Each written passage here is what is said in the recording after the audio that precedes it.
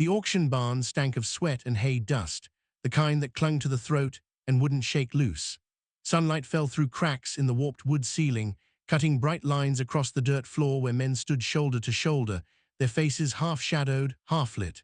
A woman in a faded blue dress moved through the crowd with a tin cup of water, her pregnant belly pressing against the fabric, her movements careful and slow. She didn't belong here.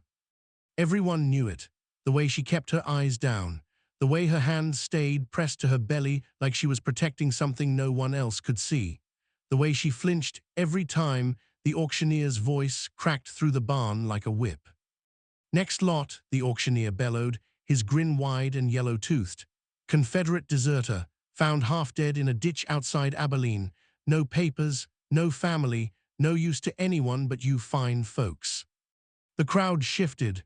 A few men leaned forward, others spat into the dirt. The woman looked up. Two men dragged a figure onto the platform, a soldier, or what was left of one. His uniform hung in tatters, grey wool stained black with old blood and dust. His wrists were bound with frayed rope, his knees buckling as they shoved him forward. He didn't resist, didn't even lift his head. His dark hair fell over his face, long and matted, and his chest rose and fell in shallow, uneven gasps. He was dying. Everyone could see it. "Bidding starts at 50 cents, the auctioneer said, his voice dripping with mock ceremony. "Any takers? Man like this could fetch water, chop wood, dig grave, anything you need done before he keels over." Laughter rippled through the barn, hard, ugly laughter. The woman's hand tightened on the tin cup. Water sloshed over the rim, cold against her fingers. She felt something twist in her chest, something sharp and painful, like a fishhook catching under a rib. The soldier's head lifted, just barely. His eyes, pale gray, bloodshot, hollow, swept across the crowd. They landed on her. And stopped. She couldn't look away. There was something in that gaze, not defiance, not desperation, something quieter, something that felt like recognition, though she was certain she'd never seen this man before in her life. 50 cents, a voice called from the back, a rancher with a cigar clenched between his teeth. "I'll take him, work him till he drops, then feed him to the hogs." More laughter. The woman's breath hitched. Her hand moved to her belly again, fingers pressing into the curve where her child grew, where her husband's child grew, her husband, who'd been buried 3 months ago under a cottonwood tree with no marker and no preacher, just her and a shovel and the sound of wind through dry grass. She had $1 left to her name, one silver dollar sewn into the hem of her skirt. 50 cents going once. Her voice cracked through the barn before she even realized she was speaking. $1. Silence. Every head turned. The auctioneer squinted through the dust-streaked light, his grin faltering. The rancher with the cigar pulled it from his mouth, his eyes narrowing. "Ma'am," the auctioneer said slowly, "you sure about that?" She wasn't. But she nodded anyway. The soldier's eyes were still on her. He hadn't blinked, hadn't moved, just stared like he was trying to understand why someone like her, a pregnant widow with nothing, would throw away her last dollar on a dying man. She didn't know either. $1, the auctioneer repeated, his voice tinged with something between amusement and disbelief. Going once, going twice. He paused, scanning the crowd. No one spoke. Sold. The gavel cracked against the wood. The woman's knees nearly buckled. She moved forward on instinct, her hand fumbling at her skirt hem, fingers shaking as she tore the seam and pulled the silver dollar free. She placed it in the auctioneer's palm without a word. He bit it, grinned, waved her forward. "He's all yours, ma'am. Good luck with that one." The two men untied the soldier from the post and shoved him toward her. He stumbled, nearly fell, caught himself on one knee. His breathing was loud now, ragged. Blood had soaked through the bandage wrapped around his ribs, dark and fresh. She knelt beside him, her belly pressing awkwardly against her thighs, and touched his shoulder. He flinched. "I'm not going to hurt you," she whispered. He lifted his head again, and this time she saw his face clearly. Thin, scarred, stubbled jaw, a face that had seen too much and survived too little. His lips moved, but no sound came out. She leaned closer. What? His voice was barely a rasp. Why? She didn't have an answer. The crowd was already moving on, boots shuffling, voices rising. Another lot was being dragged onto the platform. The barn filled again with noise and dust and the smell of unwashed men. She helped the soldier to his feet. He swayed, his weight pressing against her shoulder, and she felt how light he was, too light. Like his body had burned itself hollow from the inside out. "Come on," she said quietly, "let's get you home." He didn't argue. They walked out of the barn together into the blinding afternoon sun. The wagon she'd borrowed sat in the dirt lot, a single mule hitched to the front. She helped him into the back, his body folding awkwardly onto the straw-covered bed. He lay on his side, eyes half closed, chest still rising and falling in that shallow, desperate rhythm. She climbed onto the driver's bench, took the reins, and clicked her tongue. The mule jerked forward. As they rolled away from the barn, she glanced back once. The soldier's eyes were open again, staring up at the sky. His lips moved, forming words she couldn't hear. But she could read them. "Thank you." Her throat tightened. She turned back to the road, gripping the reins until her knuckles went white. She didn't know what she'd just done, didn't know if it was mercy or madness, didn't know if he'd live through the night. All she knew was that something inside her had cracked open in that barn, something she couldn't name, and now she had a dying man in her wagon and a child growing in her belly and a future that felt like standing at the edge of a cliff in the dark. The sun dipped lower. Dust rose around the wagon wheels. The mule plodded forward, slow and steady, and the woman kept her eyes on the road ahead. Behind her, the soldier closed his eyes and whispered something she couldn't hear. The cabin sat at the edge of a dry creek bed, half hidden by cottonwood trees that had long since lost their leaves. It was small, one room, a stone hearth, a loft where she slept, and it smelled like wood smoke and dried herbs. She helped the soldier inside, his arms slung over her shoulders, his boots dragging through the dirt. He collapsed onto the cot by the hearth, his breath coming in sharp, painful gasps. She lit a lamp, the flame casting long shadows across the walls, and knelt beside him. "I need to see the wound," she said. He didn't respond. His eyes were closed, his jaw clenched tight. She reached for the blood-soaked bandage wrapped around his ribs, her fingers working carefully at the knot. When she pulled it away, she froze. The wound was bad, a deep gash, infected, the edges blackened and swollen. But that wasn't what stopped her. It was the scar. Old, pale, running from his left shoulder down across his chest in a jagged line. She knew that scar. Her hands started to shake. The bandage slipped from her fingers, falling to the floor in a damp, bloody coil. "No," she whispered. The soldier's eyes opened, slowly, painfully. He looked at her, and for a long moment neither of them spoke. "You remember," he said. His voice was hoarse, barely more than a breath. She shook her head, but the denial felt hollow. "I don't." "Yes, you do." Her throat closed. She wanted to stand, to walk away, to pretend she hadn't seen what she'd seen, but her legs wouldn't move. Her hands stayed frozen in the air, trembling.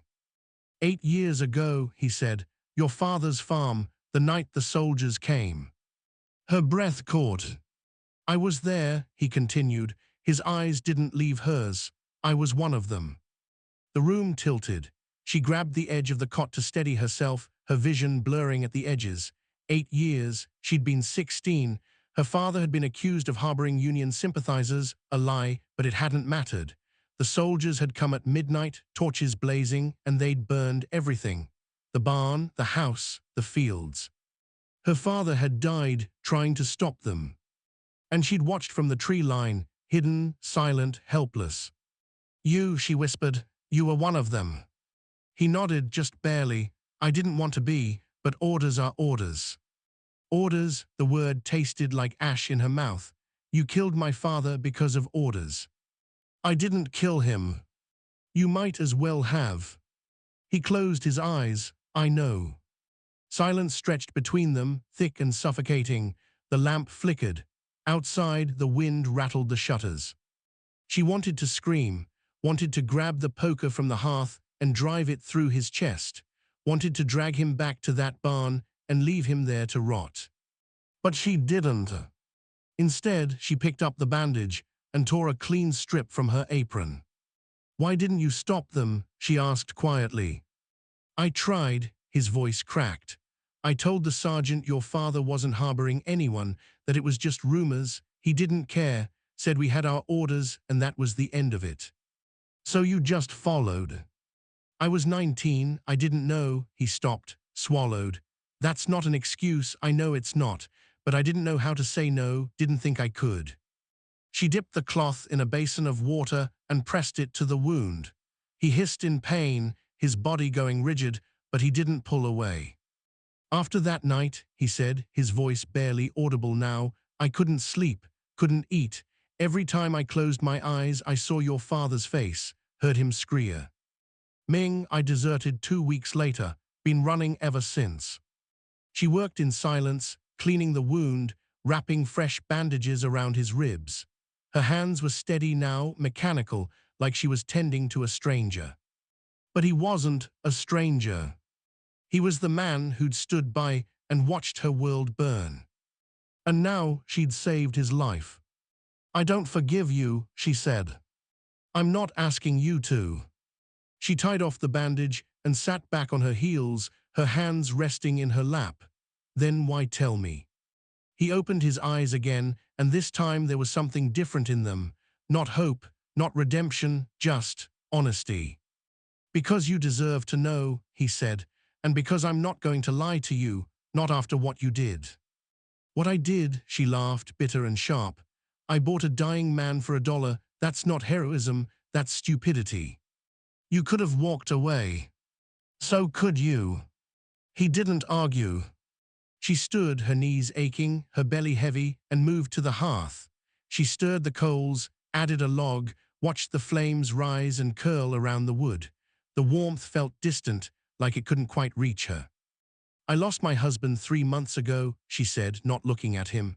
"Fever took him in 2 days, didn't even have time to say goodbye. I've got a child coming in the spring, and I've got nothing. No money, no family, no future." She turned, finally, and looked at him. "So when I saw you up there on that platform, half dead and forgotten, I thought, maybe that's what mercy looks like, giving someone a chance when the world's already decided they're not worth saving."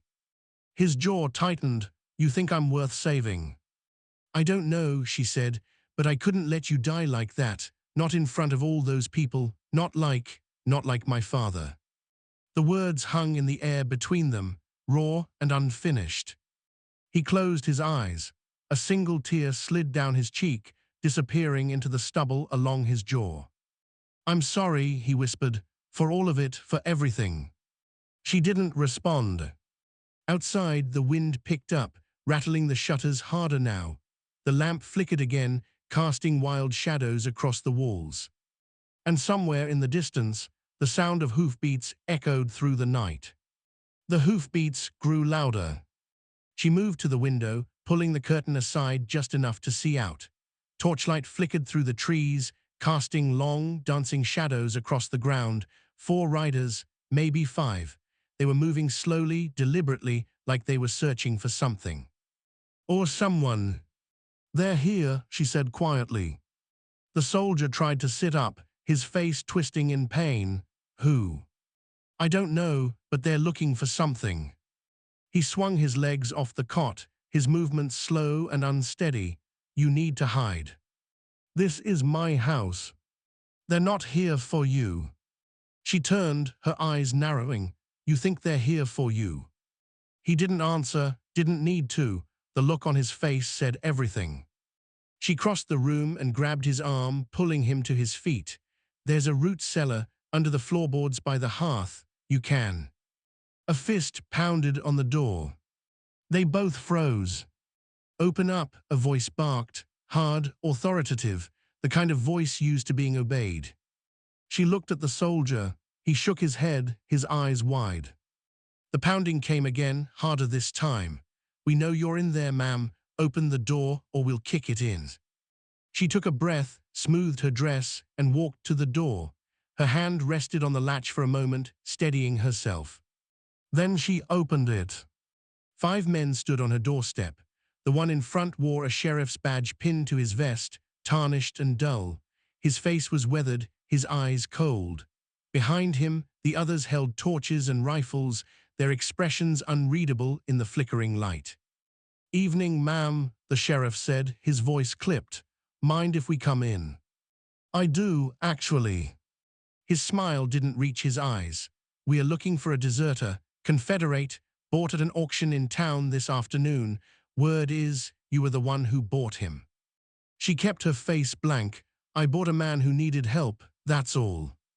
"That man's a criminal, ma'am, deserted his post, left good soldiers to die. Law says we bring him in."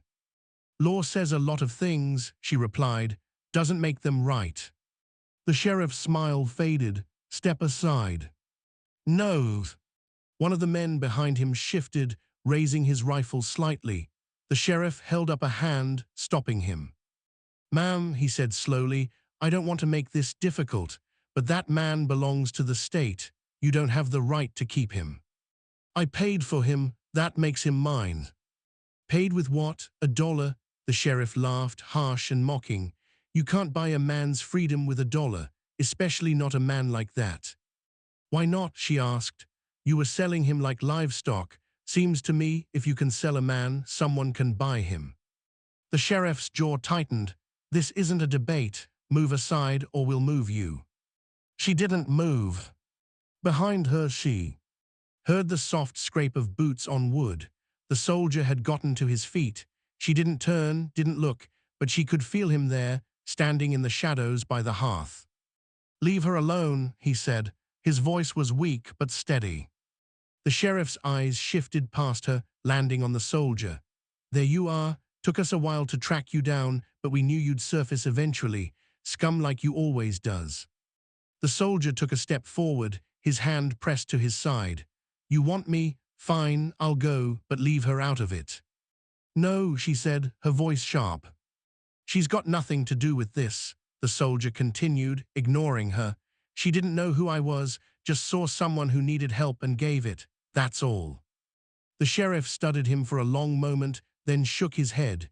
"Doesn't matter. She harbored a criminal. That makes her complicit." "Complicit?" She laughed, bitter and sharp. "I didn't harbor anyone. I took in a dying man. Since when is that a crime?" "Since he deserted," the sheriff said. "Since he ran from his duty and left good men to die in his place." "That war's been over for 4 years," she shot back. "Why are you still hunting him?" The sheriff's expression darkened. "Because justice doesn't have an expiration date." "Justice," she spat the word. "You don't care about justice. You care about control, about making sure people stay afraid." One of the men behind the sheriff stepped forward, his rifle raised. "That's enough." The sheriff held up his hand again, his eyes never leaving hers. "Last chance, ma'am. Step aside or we take you both." She didn't move. The soldier did. He stepped past her, moving into the doorway, his body blocking hers. "I'll go," he said quietly. "Just leave her alone." "No," she said again, grabbing his arm. "You're not going anywhere." He looked at her, his eyes tired and hollow. "You can't fight them." "I can try."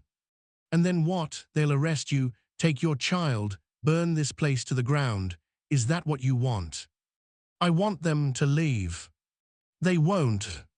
The sheriff's grin returned, slow and cruel. "Smart man, come on then, let's get this over with." The soldier started forward, his steps slow and uneven. And then, from the tree line beyond the torchlight, a voice called out. "Sheriff Dalton." Everyone froze. A figure stepped out of the shadows, an older man, gray-haired, his face lined and weathered. He carried no weapon, just a walking stick, but there was something in his bearing that made the men with rifles hesitate. "Cyrus," the sheriff said slowly, "this doesn't concern you." "Doesn't it?" The old man stepped closer, his eyes scanning the group. "Seems to me you're about to arrest a pregnant widow for showing mercy, that the kind of law we're upholding now. She's harboring a deserter. She bought a man at an auction, legally, with her own money. Far as I can tell, that makes him hers to do with as she pleases." The sheriff's jaw worked. The law says a lot of things," Cyrus interrupted. "But the law also says a man deserves a trial before he's condemned. You planning on giving him one, or were you just going to drag him off and hang him without a witness?" "Silence." The sheriff's hand twitched toward his belt. Cyrus didn't move. "Walk away, Dalton," the old man said quietly, "before this turns into something you can't take back." The sheriff stared at him for a long, tense moment. Then he turned, motioning to his men. "This isn't over," he said, his voice low. "Didn't think it was," Cyrus replied. The men mounted their horses and rode off, their torches fading into the darkness. Cyrus waited until they were gone, then turned to the woman and the soldier. "You two all right?" She nodded, her breath shaky. "Thank you." He waved her off. "Don't thank me yet, they'll be back, and next time I might not be around to stop them." The soldier leaned against the doorframe, his face pale. "Why'd you help us?" Cyrus looked at him, his expression unreadable. "Because I've seen enough men die for no good reason, figured it was time to save one." He tipped his hat and walked back into the darkness, leaving them alone. The woman closed the door, her hands trembling. She turned to the soldier, who was still leaning against the frame, barely standing. "Come on," she said quietly, "let's get you back to bed." He didn't argue. "If you're still with me, take a breath, pour yourself some tea, and ask yourself this: if you were standing in that doorway, would you have stepped aside, or would you have stood your ground, knowing it might cost you everything? Think about that." The soldier slept fitfully through the night, his body jerking and twitching, his breath catching in sharp gasps. She sat by the hearth, stoking the fire, her hand resting on her belly. The child inside her kicked, a soft flutter against her palm, and she closed her eyes. She didn't sleep. By morning, the fever had broken. He woke slowly, his eyes opening to the gray light filth. Ring through the window. She was still by the hearth, stirring a pot of thin broth. "You should rest," he said, his voice rough. "So should you." He tried to sit up, winced, and gave up. "How long have you been awake?" "Long enough." She poured the broth into a wooden bowl and carried it over, kneeling beside the cot. He took it with shaking hands, sipping slowly. "Thank you," he said quietly.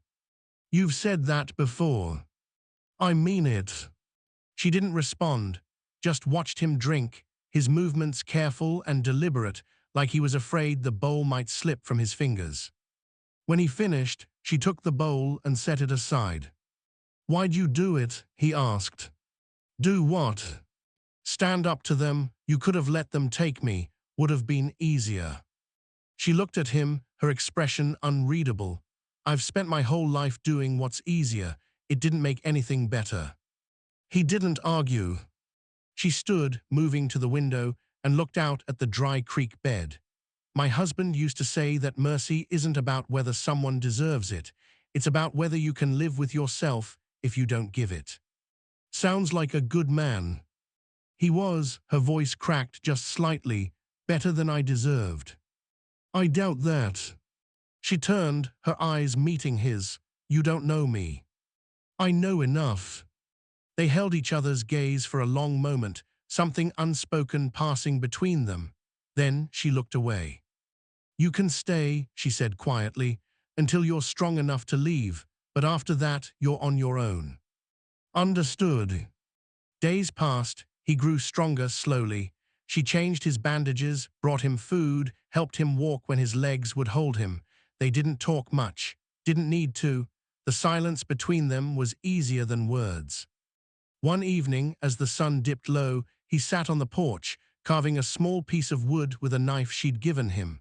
She sat beside him, mending a torn apron. "What are you making?" she asked. He held up the wood. It was rough, unfinished, but she could see the shape beginning to emerge. A bird, wings spread wide. "It's for your child," he said, "something to hold on to." Her throat tightened. "You don't have to." "I know."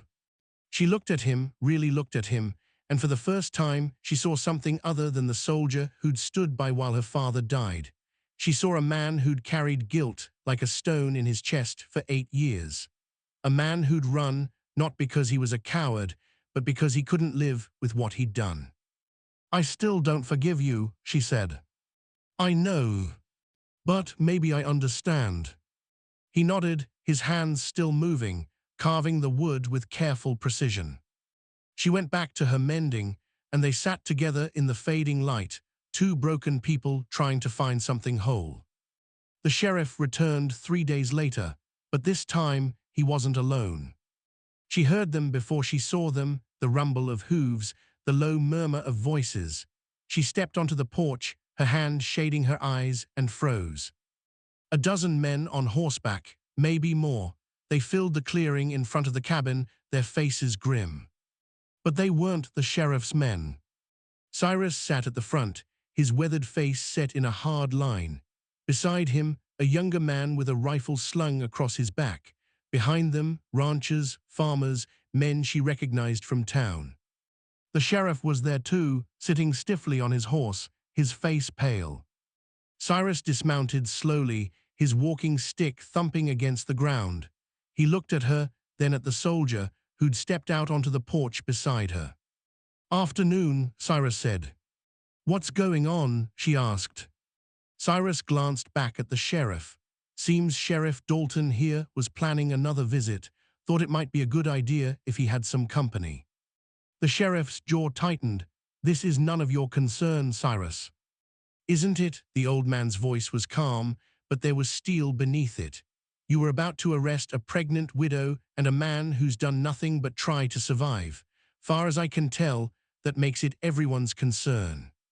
One of the ranchers spoke up, his voice rough. "We've known you a long time, Dalton, but this isn't justice, this is cruelty." "He's a deserter," the sheriff said. "War's over," another man said. "Has been for years. Time to let it go." The sheriff looked around, his expression desperate. "You're all willing to stand against the law for this man." "We are standing for what's right," Cyrus said simply. "There's a difference." The sheriff stared at him for a long moment. Then he turned his horse and rode away, his men following. The clearing fell silent. Cyrus looked at the woman and the soldier. "They won't be back, I'll make sure of it." "Why?" she asked, her voice trembling. "Why are you doing this?" He smiled, sad and tired. "Because I buried my son after the war, came home broken, couldn't find a way to live with what he'd seen. I didn't help him, didn't know how, but maybe I can help you." He tipped his hat and mounted his horse. The others followed, disappearing into the trees. The woman and the soldier stood on the porch, watching them go. "They saved us," she whispered. "They did." She looked at him, her eyes wet. "What now?" "I don't know." "You could stay." He blinked, surprised. "You want me to?" "I don't know," she admitted, "but maybe we both deserve a second chance." He nodded slowly. "Maybe we do." Spring came, and with it, new life. She gave birth to a daughter, small and perfect, with her father's eyes and her mother's stubborn chin. The soldier was there, holding her hand, his face pale but steady. He stayed. Not because she asked him to, but because he couldn't leave. They built a life together, slow and careful, like carving wood. He mended fences, planted crops, carved toys for the child. She taught him how to let go of the past, one day at a time. And on quiet evenings, when the sun dipped low and the world turned gold, they sat on the porch together, watching the child play in the grass. The carved bird sat on the mantel, wings spread wide. A reminder that sometimes mercy is the only thing that saves us.